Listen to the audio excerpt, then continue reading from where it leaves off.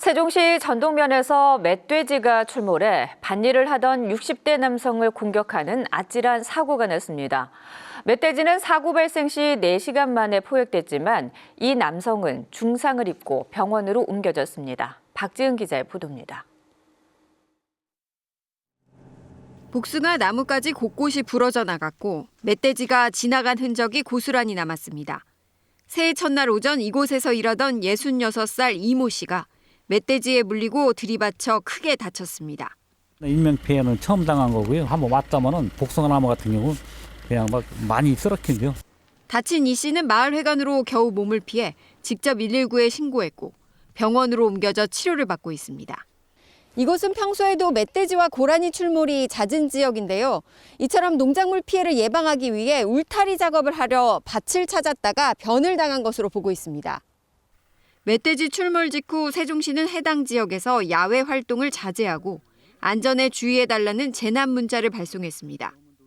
경찰과 소방당국, 유해조수 포획단은 사고 발생 4시간 만인 오후 1시 20분쯤 멧돼지 포획에 성공했습니다. 잡힌 멧돼지는 160cm 크기에 무게 200kg에 달하는 수컷 성체였습니다. 세종시에서는 재작년 7월 새벽 시간대 나성동 한 상가에 멧돼지가 출몰해 유리창과 내부 집기를 파손하고 달아나기도 했습니다. 전문가들은 멧돼지를 맞닥뜨렸을 경우 갑작스러운 움직임을 피하고 최대한 침착하게 뒷걸음질로 몸을 숨겨야 한다고 조언합니다. KBS 뉴스 박지은입니다. 텅 빈 도로에 검은 물체가 빠르게 뛰어갑니다. 순식간에 사라진 이 물체의 정체는 바로 멧돼지. 인도에도 멧돼지 3마리가 줄지어 달립니다. 신고해야겠다. 어젯밤 주택가로 내려온 멧돼지만 7에서 8마리에 달합니다. 멧돼지는 이곳 인도에서 농원들이 모여있는 도로까지 내달렸습니다. 다친 사람은 없었고 포획을 시도했지만 실패했습니다.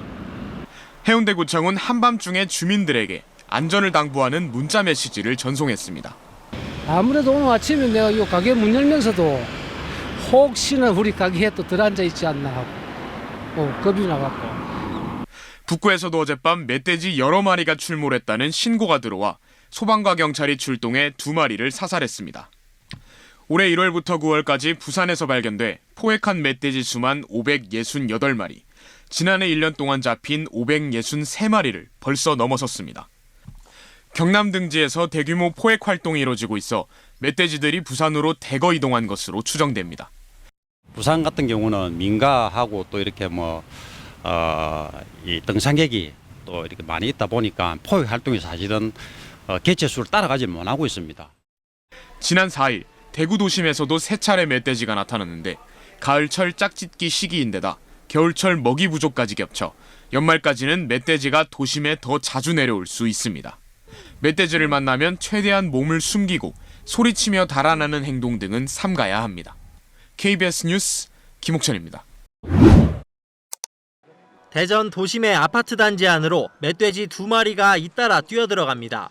이곳저곳 휘젓고 다니던 멧돼지들, 쓰레기를 버리던 주민을 아슬아슬 스쳐 지나가자 주민은 놀란 가슴을 쓸어내립니다.